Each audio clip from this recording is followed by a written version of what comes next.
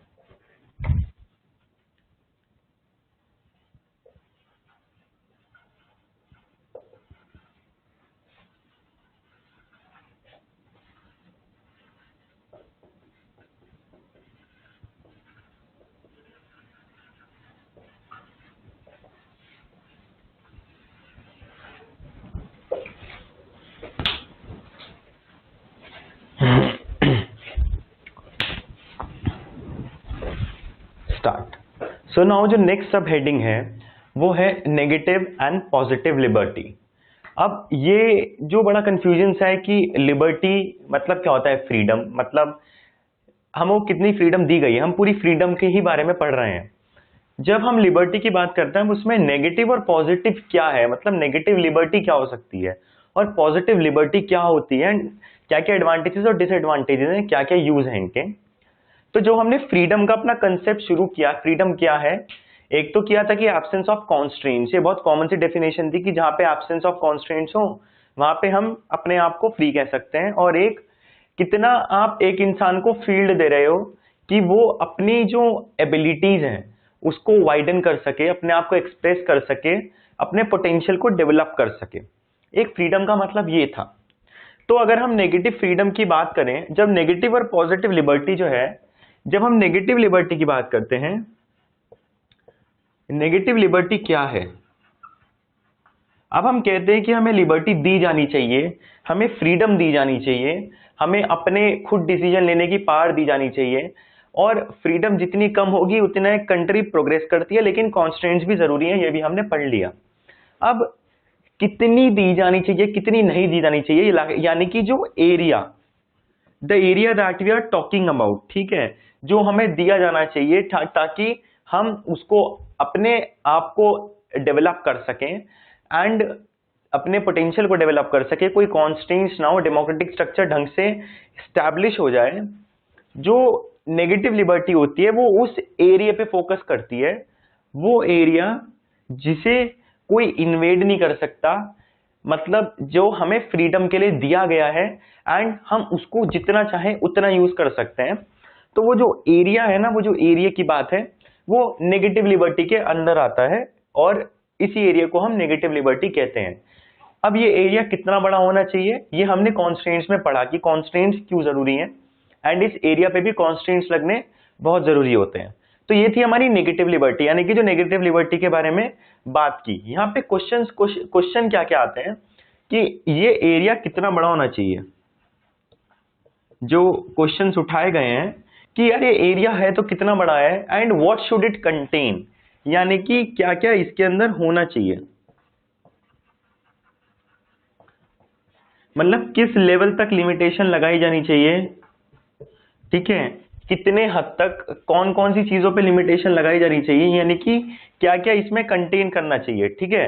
तो ये क्वेश्चंस जब नेगेटिव लिबर्टी यानी कि जो एरिया है विच इज इनवायलेबल, जिसे कोई वायलेट नहीं कर सकता, वो नेगेटिव लिबर्टी होती है। अब यह बात आती है कि कितना बड़ा एरिया होना चाहिए। ये हर कंट्री के स्ट्रक्चर पे, हर सोसाइटी के स्ट्रक्चर पे डिपेंड करेगा कि एरिया कितना बड़ा होना चाहिए, कि अगर इतना बड़ा होगा तो सही रहेगा या नहीं सही रहेगा, ये उस पर डिपेंड करता है। एंड इसके अंदर क्या क्या होना चाहिए ये भी सोसाइटी के स्ट्रक्चर पे, एक कंट्री पे डिपेंड करता है। अब जो हमने एरिया की बात करी, अगर ये स्मॉल है ना, अगर ये एरिया स्मॉल होगा तो जो ह्यूमन की डिग्निटी है वो कॉम्प्रोमाइज्ड है, यानी ह्यूमन डिग्निटी इज कॉम्प्रोमाइज्ड। एक इंसान की डिग्निटी, एक रिस्पेक्ट, एक उसको जो फ्रीडम दी गई है, वो सब चीजें कॉम्प्रोमाइज्ड हो रही हैं। एंड जरूरी है कि इस एरिया को वाइडन किया जाए, इस एरिया को बढ़ाया जाए, ठीक है। ये बहुत जरूरी होता है नेगेटिव लिबर्टी में। तो नेगेटिव लिबर्टी किस पे फोकस करता है, वो उस एरिया पे फोकस करता है। फिर क्वेश्चंस आते हैं कि एरिया कितना बड़ा होना चाहिए और क्या क्या होना चाहिए। एंड अगर ये एरिया स्मॉल है तो हम कहते हैं कि ह्यूमन डिग्निटी को कॉम्प्रोमाइज किया गया है।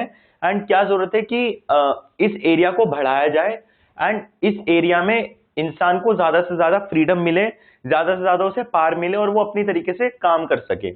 ये नेगेटिव लिबर्टी हो गई। जब हम पॉजिटिव लिबर्टी की बात करते हैं, क्योंकि दो ही चीजें डिस्कस हुई हैं, नेगेटिव और पॉजिटिव लिबर्टी।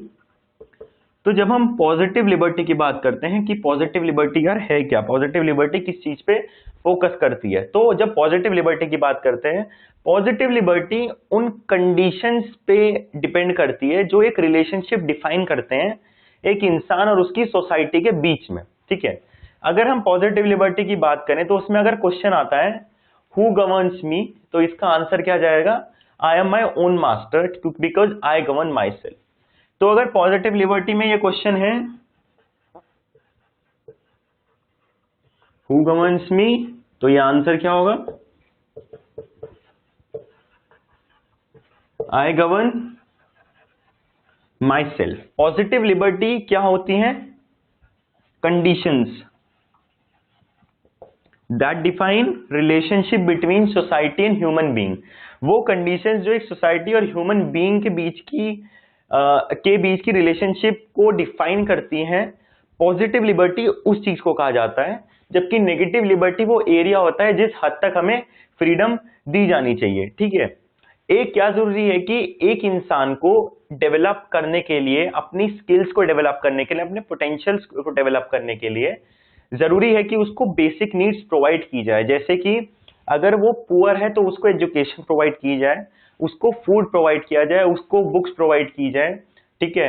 एंड इससे क्या होगा, लिटरेसी लेवल बढ़ेगा एंड वो अपने बारे में जानेगा एंड देन वो अपने एरिया और अपनी पोटेंशियल को एक्सपैंड कर पाएगा, ठीक है। तो कंडीशन क्या हो गई यहाँ पे पॉजिटिव लिबर्टी के लिए कि ये जरूरी है कि आप बेसिक नीड्स प्रोवाइड करें, फूड, लिटरेसी, बुक्स। जब एजुकेशन मिलेगी, जब उसको अपने स्किल में जो उसकी पोटेंशियल है उसको डेवलप करने का मौका मिलेगा, जब वो उस स्किल में आगे बढ़ेगा, उसको हम लोग पॉजिटिव लिबर्टी कहते हैं। और पॉजिटिव लिबर्टी की जो कंडीशंस हैं कि नॉर्मल चीज, जो कॉमन चीजें उसको दिया जाना चाहिए, उसमें कोई कॉम्प्रोमाइज नहीं होना चाहिए, वो होती हैं कंडीशंस। और उसी पे हम डिफाइन करते हैं कि पॉजिटिव लिबर्टी क्या है और नेगेटिव लिबर्टी क्या है।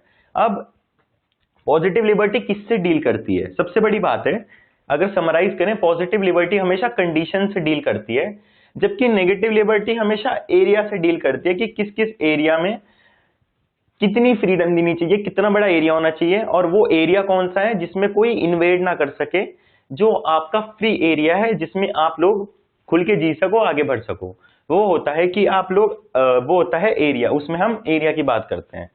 तो ये थे दो चीजें, positive liberty and negative liberty क्या क्या है। अब जो अगली चीज आती है, एक बड़ा ही इंटरेस्टिंग राइट दिया गया है हमें हमारे कॉन्स्टिट्यूशन में, वो है फ्रीडम ऑफ एक्सप्रेशन। यानी कि एक इंसान को एक पावर दी गई है कि भाई वो अगर कुछ एक्सप्रेस करना चाहे, अगर वो कुछ करना चाहे तो वो कर सकता है एंड सोसाइटी उसको लिमिट नहीं कर सकती। मान लीजिए, इसको हम कैसे समझ सकते हैं फ्रीडम ऑफ एक्सप्रेशन को, कि जो गवर्नमेंट है वो गलत काम कर रही है, ठीक है।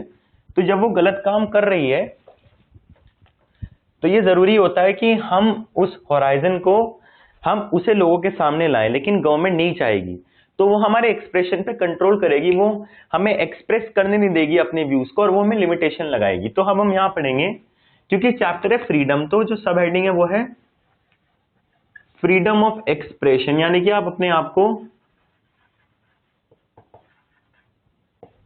कितना एक्सप्रेस कर पा रहे हो, कहां तक अपने आप को बढ़ा पा रहे हो, ठीक है। हम देख, एक्सप्रेशन का क्या मतलब है, अपने आप को एक्सप्रेस करना, ठीक है।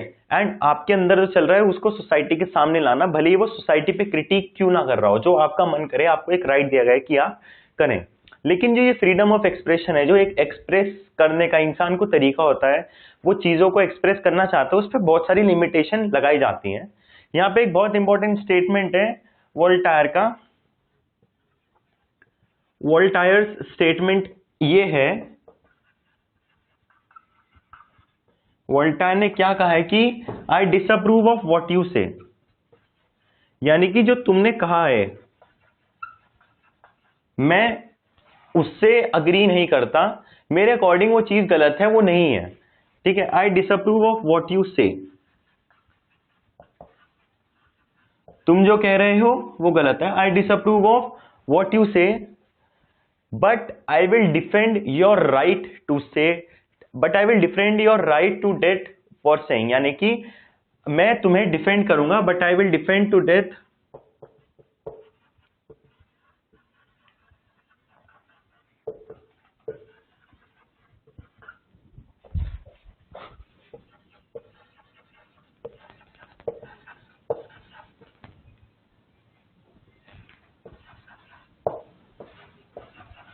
तो ये चीज होती है। ठीक है, यानी कि वॉल्टर का स्टेटमेंट कितना इंपॉर्टेंट है और फ्रीडम ऑफ एक्सप्रेशन को कितने अच्छे से एक्सप्लेन करता है, वो हमारी सोसाइटी पे भी क्रिटिक करता है। वॉल्टर ने कहा है कि I disapprove of what you से, मान लिया आपके दोस्त ने कुछ बात कही या किसी आदमी ने कुछ बात कही जो आपके अगेंस्ट है, ठीक है, तो हम लोग जनरली क्या करते हैं, हम डिसअप्रूव करते हैं, या फिर उसने किसी सिचुएशन पे क्रिटिक किया और हमारे अकॉर्डिंग वो सिचुएशन नहीं है, जो उसका क्रिटिक है वो गलत है, तो हम क्या कहेंगे कि I disapprove of what you said, यानी कि जो तुम कह रहे हो वो गलत है, लेकिन but I will defend to death, मैं इसको डिफेंड करता रहूंगा जब तक मैं मर नहीं जाता। योर राइट टू से, यानी कि तुम्हें कहने का अधिकार मिले, तुम्हें एक्सप्रेस करने का अधिकार मिले।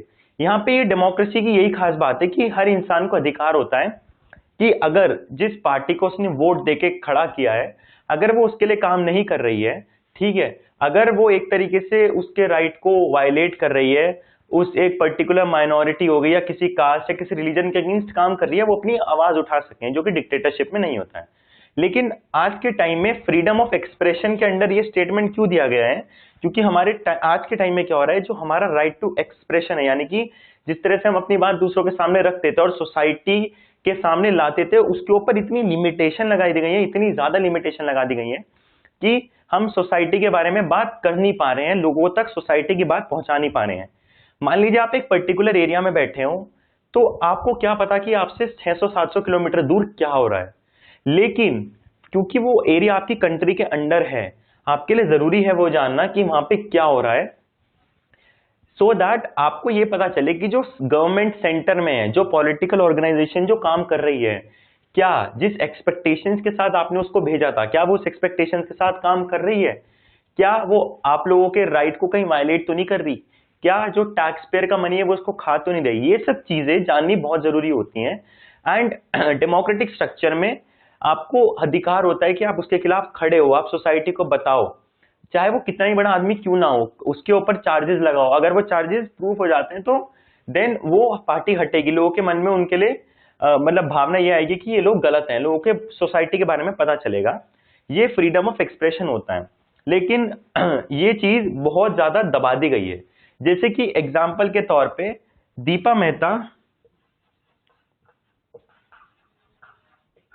एक फिल्म बनाना चाहती थी, दीपा मेहता, जो वाराणसी में विडोज जो होती हैं, यानी कि जो विधवा औरतें हैं, उनकी लाइफ के ऊपर एक तरीके से उनकी लाइफ को सबको बताती थी कि कैसे विडो होने के बाद, विधवा होने के बाद कितना सब कुछ सहना पड़ता है महिलाओं को, क्या क्या करना पड़ता है उन्हें, और सोसाइटी उनको कितना दबाती है, मतलब उनकी एक जिंदगी नर्क जैसी बन जाती है। तो जब ये मूवी बनने के लिए बात आई, जब ये मूवी, ये अपना जो डायरेक्टर ऑफ फिल्म है एंड जो सर्टिफिकेट देता है उसके पास गई, तो उस ऑर्गेनाइजेशन ने इस मूवी के ऊपर रोक लगाई। अब रोक क्यों लगाई गई, क्या लोगों को हक नहीं है ये जानने का कि एक पर्टिकुलर जगह क्या सिचुएशन है लोगों की, किस किस चीजों से वो औरतें गुजर रही हैं। लेकिन इस पे बैन लगाने का क्या मतलब है कि जो आदमी वहां रूल कर रहा है वो ये नहीं चाहता कि उस जगह की कोई बुरी बात सामने आए लोगों के। लेकिन दोस्तों ये बात जानना कितना जरूरी है, हम सब लोगों के लिए कितना जरूरी है, ठीक है ना। तो ये फ्रीडम ऑफ एक्सप्रेशन पे लिमिटेशन लगाई जाती है, और इसलिए फ्रीडम ऑफ एक्सप्रेशन एक बहुत जरूरी राइट है जो हमको दिया गया है। ना ही फिल्म नहीं, मतलब एक फिल्म ही नहीं ऐसी है, कितनी सारी बुक्स ऐसी हैं जिनके ऊपर बैन लगाया गया है। जैसे रामायणा का एक और वर्जन लिखा था तो उस पर भी बैन लगा दिया गया था, क्योंकि जो रामायण हम पढ़ते हैं उसमें राम की एक अलग पोजीशन है, एक बहुत हायर पोजीशन है, उनको बहुत एक तरीके से भगवान दिखाया गया है। लेकिन जो नया वर्जन आया था उसमें राम की वो इमेज नहीं थी, तो उस बुक को बैन कर दिया गया। क्यों बैन किया? ताकि वो इमेज बनी रहे। पर जरूरी है कि अगर एक एपिक उसके बारे में हम इतना सब कुछ जानते हैं, उससे हम इतना सब कुछ सीख रहे हैं, तो उसका क्रिटिक भी सामने आए, कोई उसके एनालाइज करके उसकी बुरी बातें भी सामने लाए हमारे, वो जरूरी होता है। और ये फ्रीडम ऑफ एक्सप्रेशन हमें देता है राइट, लेकिन हम लोग यूज नहीं करते हैं। ठीक है ना, हम लोग क्या करते हैं, हम लोग उसको दबाने की कोशिश करते हैं। जो पॉलिटिकल ऑर्गेनाइजेशन, जो लोग हमारे ऊपर रूल करते हैं, वो उसको दबाने की कोशिश करते हैं, वो हमें दबाते हैं। ठीक है ना, तो कितनी सारी बुक्स ऐसी हैं, कितने सारे रिसर्च पेपर्स ऐसे हैं जो रिसर्च के बाद, बहुत टाइम के रिसर्च के बाद, बहुत मेहनत के बाद बने हैं, लेकिन उनको सामने क्यों नहीं आने दिया? क्योंकि वो लोग नहीं, कुछ लोग नहीं चाहते कि वो सामने आए हमारे, और उससे जो गवर्नमेंट हमारे ऊपर रूल कर रही है वो एक बैड लाइट में आएगी, और लोगों को पता चलेगा कि गवर्नमेंट ढंग से काम नहीं कर रही है। इसलिए फ्रीडम ऑफ एक्सप्रेशन को हमेशा दबाया जाता है, और इसको डिस्कस करना बहुत जरूरी है। जर्नल्स, रिसर्च पेपर्स, मूवीज हो गई हमारे सामने, कितने सारे नुक्कड़ नाटक ऐसे होते हैं जिनको बैन किया जाता है, और मूवीज की तो लाइन है जिनको बैन किया गया है। क्यों? क्योंकि वो सोसाइटी के ऊपर एक क्रिटिक करती हैं। जब 16 दिसंबर का रेप केस सबको पता है, जब उसके ऊपर मूवी बनी इंडियाज डॉटर, तो गवर्नमेंट ने उसको बैन किया। क्यों? क्योंकि उन्हें लगा कि उस इंसान का इंटरव्यू लिया गया पहले तो जिसने रेप किया था, और उसके मन में अभी भी डर नहीं था, इतने साल बाद जेल में होने के भी उसके मन में डर नहीं था। तो गवर्नमेंट को लगा लॉ एंड ऑर्डर सिचुएशन बिगड़ जाएगी, इसलिए उसने उसको बैन कर दिया। जबकि जरूरत क्या थी कि लॉ को इतना स्ट्रिक्ट बनाया जाए कि उनकी मानसिकता बदले, और अगर नहीं बदली है तो उनको सख्त से सख्त सजा दी जाए ताकि वो उस चीज को दोबारा ना करें। लेकिन मूवी में ये सामने आया कि कुछ नहीं बदल रहा है, उनकी मानसिकता भी वैसी ही है, उनको उस अपराध का कोई दुख नहीं है, यानी कि हमारा लॉ एंड ऑर्डर कितना वीक है।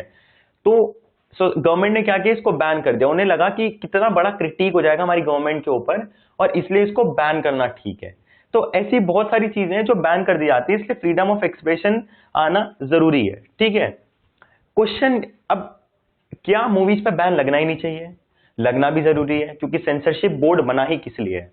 अब यहां पे ये क्वेश्चन आता है कि क्या बैन किया जाए, क्या नहीं बैन किया जाए। ठीक है, ये भी एक बहुत बड़ा सवाल है, एक बहुत बड़ा डिबेटेबल टॉपिक है।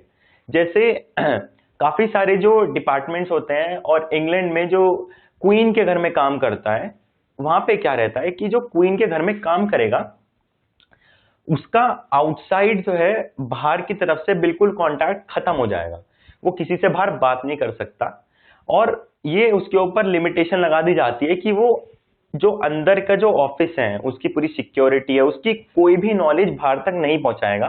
यानी कि अगर कोई आदमी वहां काम कर रहा है और वो छोड़ के बाहर जाके अपने काम के बारे में बताना चाहे तो वो नहीं बता सकता है। यहां पर भी तो लिमिटेशन लगी है। अब ये सवाल आता है, क्या ये लिमिटेशन जरूरी है? हाँ, ये लिमिटेशन जरूरी है, क्योंकि ये एक सिक्योरिटी, एक नेशनल सिक्योरिटी का सवाल है, इसलिए यहाँ पे लिमिटेशन जरूरी है।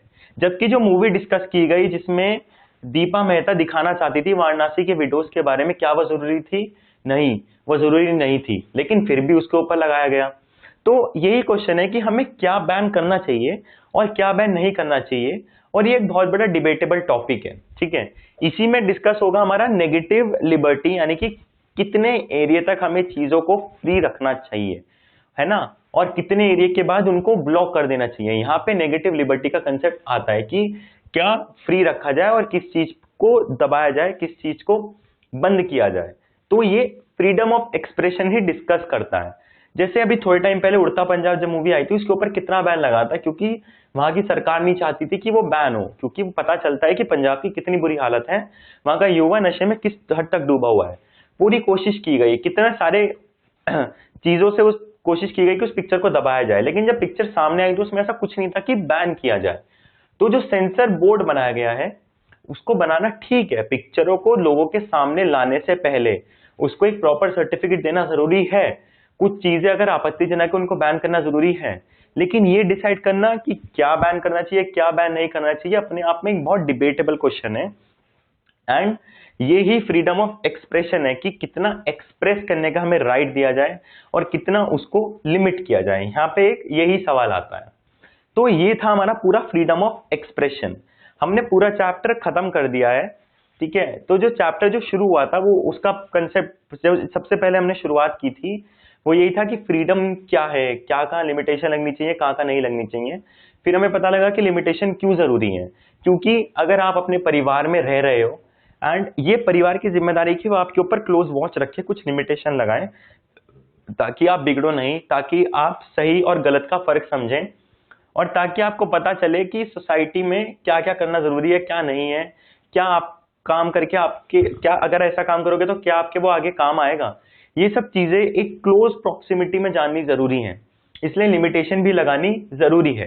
तो ये डिफरेंट डिफरेंट कंसेप्ट थे, क्या क्या सोर्सेज होती है। फिर नेगेटिव पॉजिटिव लिबर्टी हमने डिस्कस करने के बाद फ्रीडम ऑफ एक्सप्रेशन डिस्कस किया, जिसमें कितना हमें एक्सप्रेस करना चाहिए, किस एरिया तक हमें एक्सप्रेस करने का राइट दिया जाना चाहिए और कहाँ पे ब्लॉक कर देना चाहिए, इस चीज को सामने लाया गया, ठीक है ना। तो ये था आपका फ्रीडम ऑफ एक्सप्रेशन एंड